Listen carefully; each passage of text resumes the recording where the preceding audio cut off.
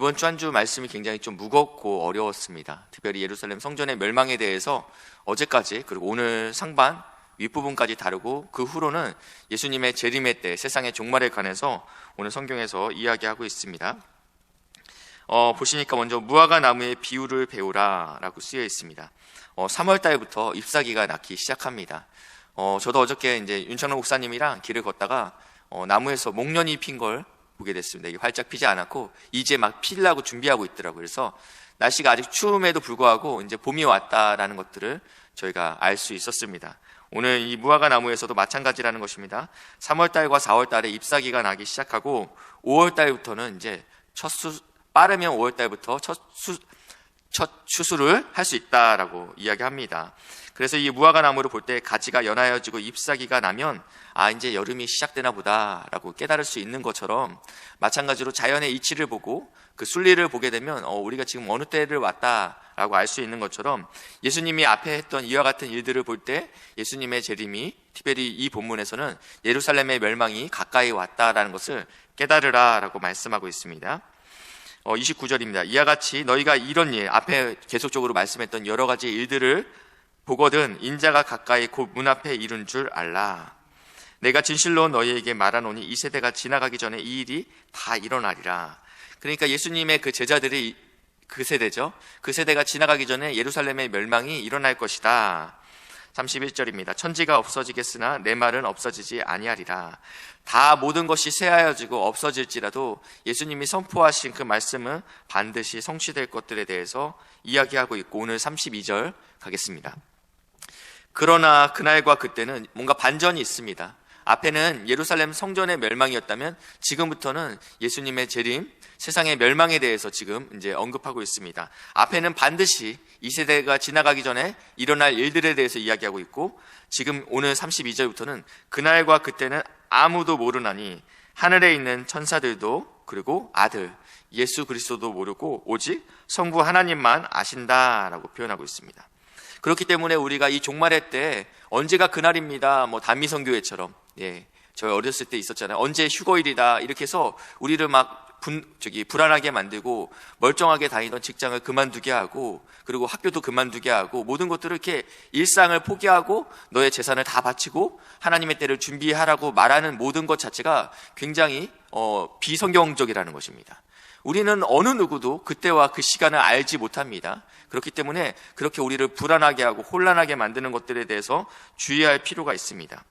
그러면서 34절입니다. 가령 사람이 집을 떠나 타국으로 갈 때 그 종들에게 권한을 주어 각각 사물을 맡기며 문지기에게 깨어있으라 명한과 같으니 어떠한 집주인이 있습니다. 그런데 출장을 나갔습니다. 외국으로 지금처럼 이렇게 비행기가 있어서 금방 갔다 올 수 있는 상황이 아니지 않습니까? 타국으로 나간다라는 것은요 적어도 한 달 이상 길게는 오랜 시간 동안 집을 비워야 합니다. 근데 충성된 사람들에게 자신의 집안일을 맡겨야 되지 않습니까? 그래서 이 종들에게 권한을 줍니다. 그리고 이 모든 사무들을 다 책임지게끔 합니다. 그러면 이 종들은 이 권한을 맡은 사람들은 반드시 깨어 있어서 집주인이 없는 것이 아닌 있는 것처럼 행동해야 된다라는 것이죠. 근데 이 집주인이 언제 올지 혹 저물 때인지 밤중일지 닭이 울 때인지 새벽일지 너희가 알지 못한다라고 표현하고 있습니다. 여기에 그 병행 구절이 있습니다. 병행 구절이 마태복음 24장 말씀입니다. 마태복음 24장 37절 말씀입니다. 한번 잠깐 보시겠습니다. 24장 37절 말씀입니다. 제가 읽겠습니다. 이때 그러니까 36절에 보니까 그날과 그때는 아무도 모르나니 하늘의 천사들도 아들도 모르고 오직 아버지만 아시느니라. 병행 구절 맞죠? 그러면서 이제 37절 마가복음에는 없는 구절들이 쓰여 있습니다. 노아의 때와 같이 인자의 임함도 그러하리라. 노아의 심판이 있었죠, 그렇죠? 노아가 그의 자녀들과 함께 방주를 지을 때 나머지 사람들은 어떻게 했냐? 38절 홍수전에 노아가 방주에 들어가던 날까지 사람들은 먹고 마시고 장가들고 시집가고 있으면서 그래서 이 본문을 볼 때 그 먹고 마시고 장가들고 시집가는 것들을 굉장히 터부시하게 돼요. 이 본문만 보면요. 왜냐하면 지금 노아와 그의 후손들은 열심히 방주를 만들고 심판을 경고하고 있는데, 심판의 메시지를 삶으로 메시지로 경고하고 있는데, 지금 세상 사람들은 먹고 마시고 장가들고 시집가고 있다. 이런 것들을 굉장히 터부시한다라는 것입니다. 이것은 그런 의미로 적혀진 말씀이 아닙니다. 왜냐하면 그 인자가 임한 것 같이 노아의 홍수 때도 어떠한 징조들이, 눈에 보이는 확실한 그런 징조들이 명확히 보이지 않았기 때문에 이들이 그냥 일상을 살았다라는 것입니다. 먹는 것을 우리가 금할 수 있습니까? 먹어야죠. 그렇죠? 어저께 저녁을 먹었지만 오늘 아침도 우리가 먹어야 되는 것처럼. 결혼을 안 할 수 있습니까? 해야죠. 나이가 되면 결혼을 해야 되고 장가를 가야 되는 것들은요, 하나님께서 우리에게 주신 일상들이라는 것입니다. 근데 39절입니다. 홍수가 나서 그들이 다 멸하기까지 깨닫지 못하였으니 인자의 임함도 그렇다. 그러니까 인자의 임함을 노아의 홍수 사건과 비교시키는 이유는 마치 이런 것처럼 그냥 일상 가운데 갑작스럽게 임할 것이다, 이 말씀을 드러내기 위한 것이라는 것입니다. 그러면서 40절, 그때 두 사람이 밭에 있음에, 두 사람이 밭에 함께 있습니다. 한 사람은 데려감을 당하고 한 사람은 버려둠을 당할 것이요, 두 여자가 맷돌질을 하고 있으며 한 사람은 데려가고 한 사람은 버려둠을 당할 것이다. 어떤 사람이 밭에 있는데, 두 사람이 밭에 있는데 한 사람은 열심히 일했고 한 사람은 놀면서 주인의 눈치를 보면서 일했다고 표현하고 있잖아요. 두 사람이 밭에 있었다라고 이야기하고 있어요. 두 사람이 맷돌질을 하고 있는데 한 사람은 열심으로 맷돌질을 돌리고 있고 또 한 사람은 쉬엄쉬엄 눈치를 보면서 맷돌질을 돌리고 있지 않다. 그냥 똑같이 일상을 살아내고 있었다라는 것입니다.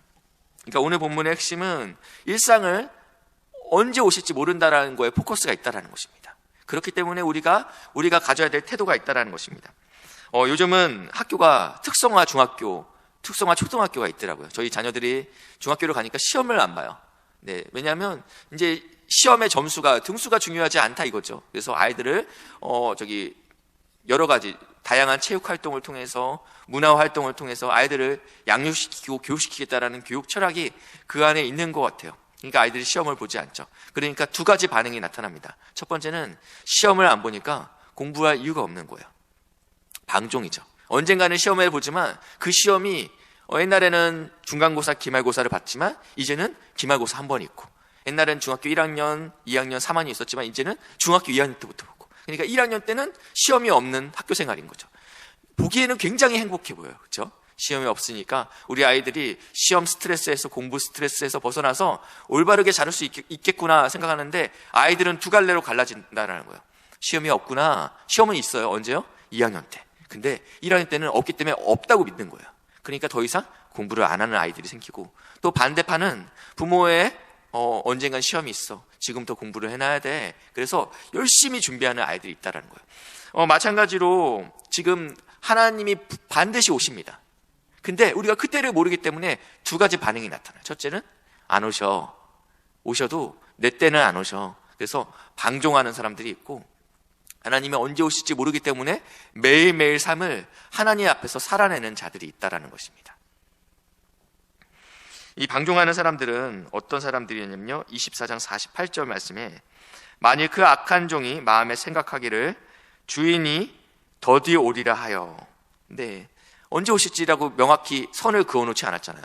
한 달 후에 올 거야. 그러면 처음 한 15일은 놀더라도 16일째부터는 열심히 준비하고, 그리고 집안 정리를 해놓고 주님이 오실 때, 그 주인이 오실 때 완벽한 준비를 해놨을 텐데 주님이 언제 오실지라고 얘기를 안 해놓으셨기 때문에 오늘 이 종은 이렇게 표현하고 있는 거예요. 더디 오리라. 동료들을 때리며, 그러니까 본인이 맡은 책임의 권한이 있죠. 자기의 밑에 있는 수하들을 어떻게 구냐면 때리며 술 친구들과 더불어 먹고 마시게 되면서 주인의 재산을 가지고 멋대로 살고 있다는 것입니다. 생각하지 않은 날, 알지 못하는 시각에 그 종의 주인이 이르러, 이렇게 표현되고 있다는 것입니다. 네, 하나님께서 우리에게 반드시 올 거라고 약속하셨습니다. 그럼 우리는 어떤 반응을 보여야 됩니까?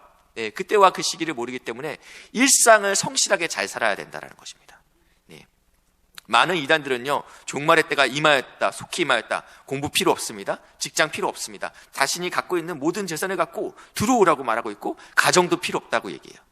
가정도 필요 없다. 그러니까 일상을 망가뜨립니다. 일상을 성실하게 살지 못하고 관계를 망가뜨리죠. 신천지 보세요, 그렇죠? 네. 여기에 진리가 있다, 여기에 복음이 있다. 그러니까 어미아비도 없는 세상이 되는 거죠. 그렇죠? 엄마의 마음에 대못을 박아놓고 그 안으로 들어가서 다니던 학교도, 멀쩡히 다니던 학교도 다 끊고 그 안에서 직장도 다 그만두고 그 안에서 하는 일들, 전도 충성하고 살고 있어요. 하나님께서 우리에게 허락하신 이 소중한 일상들에서 성실하게 살아나시는 은혜가 있기를 주님의 이름으로 축복합니다. 주님이 언제 오실지 모릅니다. 그렇기 때문에 우리가 맷돌을 가는 일에, 밭일에 하나님께서 우리에게 오늘 맡기신 그 일 가운데 성실하게 하나님을 두려워하는 마음으로 능히 감당하시는 복된 은혜가 있기를 주님의 이름으로 축복합니다. 기도하시겠습니다.